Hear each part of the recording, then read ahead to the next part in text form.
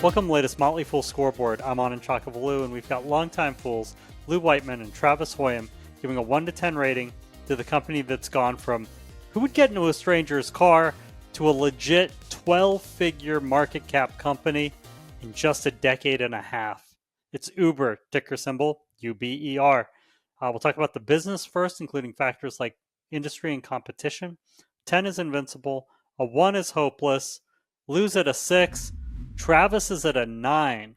Yeah, look, this is an aggregation business, meaning you want to aggregate, you want to pull together all of the demand for rides, for food delivery, for anything that you can think of getting delivered. And Uber has done that. They have commoditized all their supply. There's no individual supplier that has any power over Uber in the current business. This is just an absolutely rock star business. Now, the question is going to be autonomy. Well, we probably won't cover that a ton here, but can they also make that transition if autonomous vehicles are, replacing the human drivers? I think they can. If autonomy is commoditized, they're doing everything that they possibly can. But I love where they're sitting strategically, and it's because they have won the aggregation game. I just can't get as excited about something that is commoditized, period. Because, there is, yes, congratulations. They do have the scale. They've done a good job diversifying their offering away from just moving people. But, I'll say they are by second best at best in food delivery, at least in my area. They are a nightmare in food delivery. And I don't think this will ever really excite me absent the autonomous, just the margins of the business and the expenses. And I agree, Travis, I don't know when autonomous is going to get here. So, you have regulatory risk, you have commoditization. I'm not really against it, but I just can't get as excited about you. So I'm at a 6. For the record, Travis rated Starbucks' business a 6 and Uber's a 9. Let's move on to management. Exactly. 10 is Warren Buffett. A 1 is Homer Simpson. Lose at an 8. Travis is at a 9. Yeah, Dara, and I am not going to butcher his last name, has done a very good job positioning the company, getting back to profitability, increased the take rate, the percentage of the revenue, what you actually spend on an Uber that actually Uber gets to keep.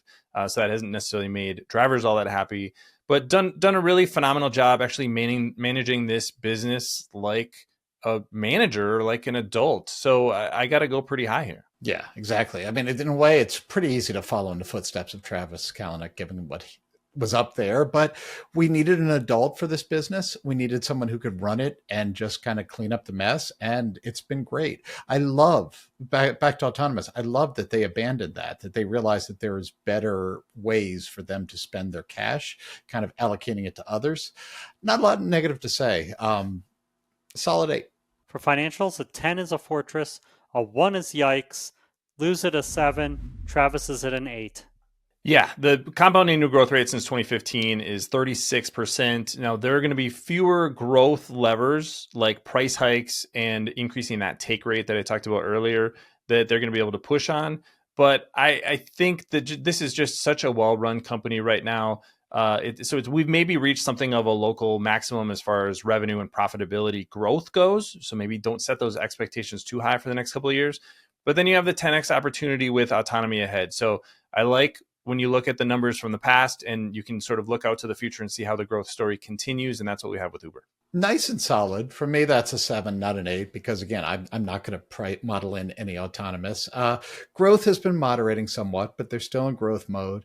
I'll say there's more debt on this balance sheet than I would like, but nothing to worry about. And let's be honest, a solid balance sheet isn't the bull case for Uber, and the balance sheet certainly isn't a bear case. So I'm fine with it, but I'm only at a 7 because I don't see that growth wowing me up ahead. Lou, let's talk valuation and see if that wows you. How well will Uber's stock do over the next 5 years, and how safe is it? 10's a sure thing, 1's a lottery ticket. I think that moderated growth can continue, and I think this beats the market. It's a somewhat unenthusiastic 10% to 15% for me because I do think that's the most likely outcome, especially since we're capping it on 5 years. For safety, I'm at a 5. I don't see the sky falling, but it does still look ripe for a race to the bottom, commoditization. It's a lot of competition here in various parts of the business. There is still regulatory risk. I don't think it goes bust, but I think there are a lot of scenarios where the growth isn't enough and it just kind of ends up being sideways or just market performer, or maybe even a little less than that. Lou thinks taxis are making a comeback, and I just don't see. I think that world is well past us.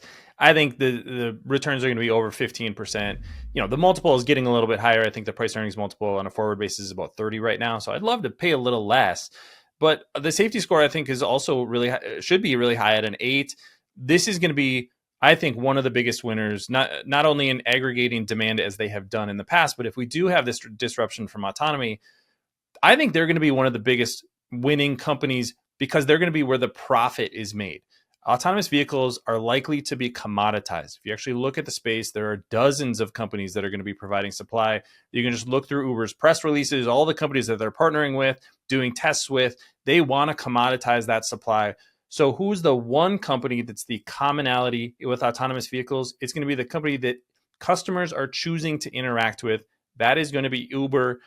Whether you're getting in a Waymo vehicle or a May Mobility vehicle or a Volkswagen autonomous vehicle is not necessarily going to be your choice. So that puts Uber in a really strong position. So I think this is actually a lot safer stock than a lot of investors think. Just to push back, Travis, I don't think taxis are going to come back, but I'm just not sure I want to throw all my net worth in a tech-infused rebranding of a taxi either. I don't know if that's the huge gusher of money, but we'll see.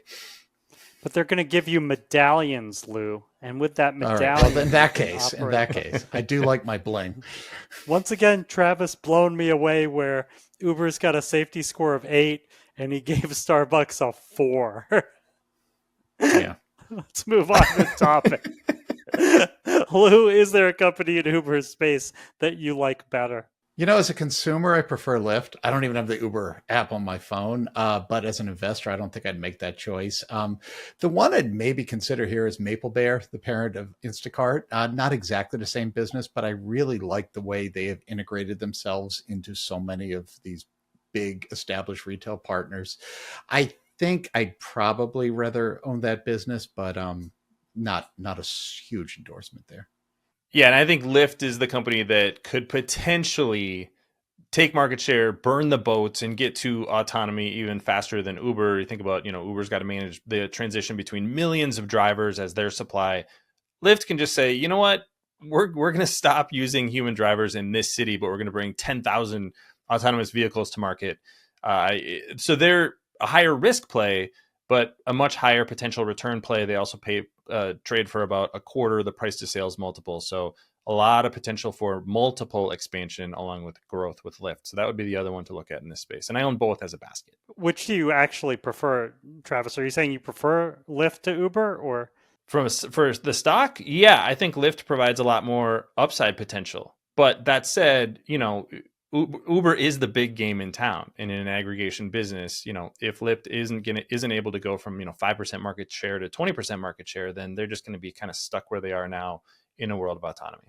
Okay, that's saying a lot because the scores indicate you love Uber. Thank you to both Travis and to Lou.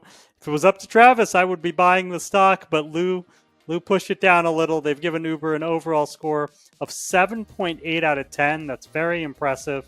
There are a lot of fools, I think, who have really liked the Uber story as they've kind of gained almost monopolistic power here. Look out for a new scoreboard every market day at 7 p.m. Eastern. Next up is something good, I promise. Till then, Fool on.